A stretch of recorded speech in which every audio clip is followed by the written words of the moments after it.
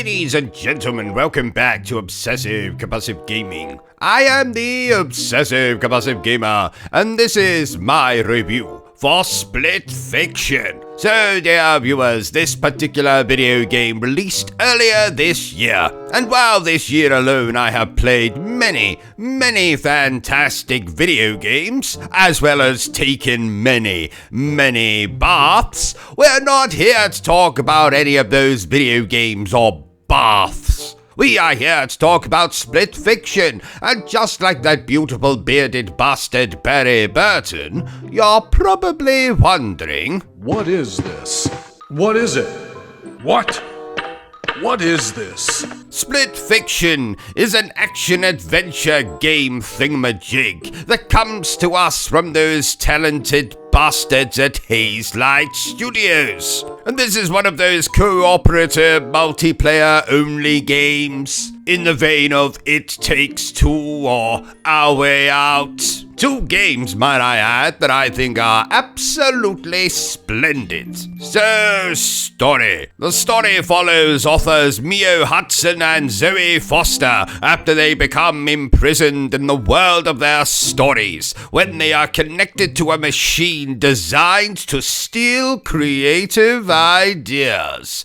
So, dear viewers, let's review this action-adventure video game multiplayer thingamajig the only way I know how, badly. And let's start with what I love about Split Fiction. Honestly, in terms of level design, world design, I don't think I played anything even remotely like this game. Often you'll be in a fantasy story aesthetic, often you'll be in a futuristic science fiction aesthetic, and even at some points both genres will meld together. Like some kind of bloody fantasy / sci-fi / RPG cake. And what a very delicious cake it is indeed. The visuals are absolutely astounding, especially in those sequences that I mentioned earlier in which the two worlds start to converge on each other. This game also probably has the most varied gameplay I've ever seen in one of these cooperative games. 1 minute you'll be platforming, the next minute you'll be solving environmental puzzles, the next moment one of you will be turning into an ape, the next moment you're riding on dragons, the next moment you're shooting Gatling guns, the next moment you're attacking with swords, the next moment you're in control of these ball things, the next moment you're doing a side story, the next moment you're watching an awesome cutscene, the next moment you're on some kind of futuristic, demented version of the Running Man or something. The point I'm making, dear viewers, is this game doesn't really fit neatly into a particular gameplay box.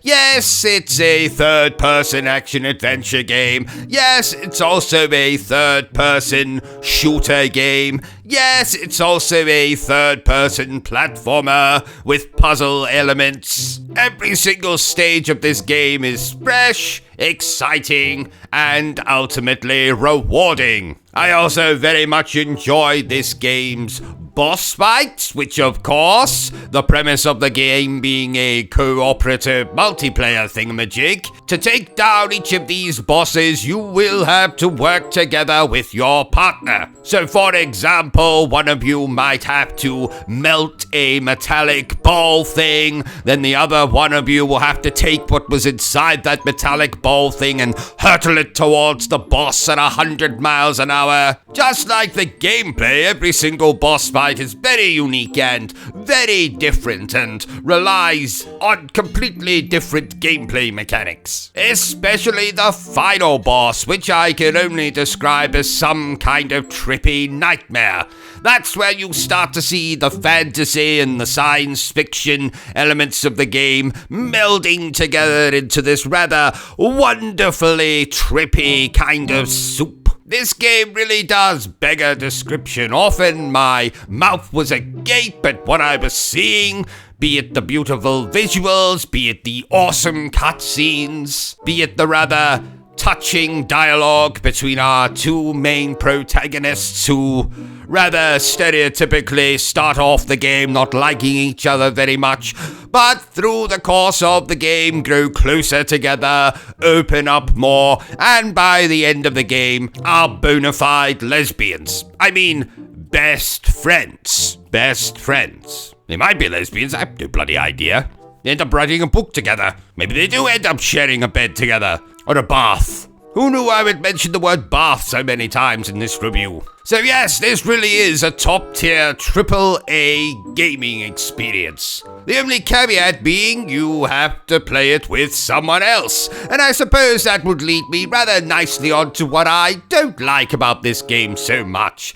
Now, this is a very small nitpick from me. This is just purely because having enjoyed the game so much, I would love to play through the game again. But having to then get a hold of someone to play the game with me is a little bit of a pain in the anus. So I would really have loved it if there had been a mode in this game, which you maybe unlock after finishing it for the first time, where you can go through the whole game with an AI companion.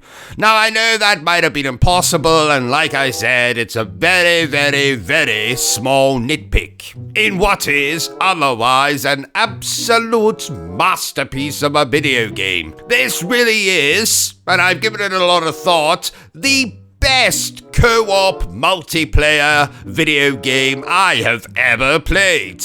So well done, Hazelight Studios, you talented bastards, you. Therefore, I declare that Split Fiction is an absolute, unbridled, unmitigated masterpiece.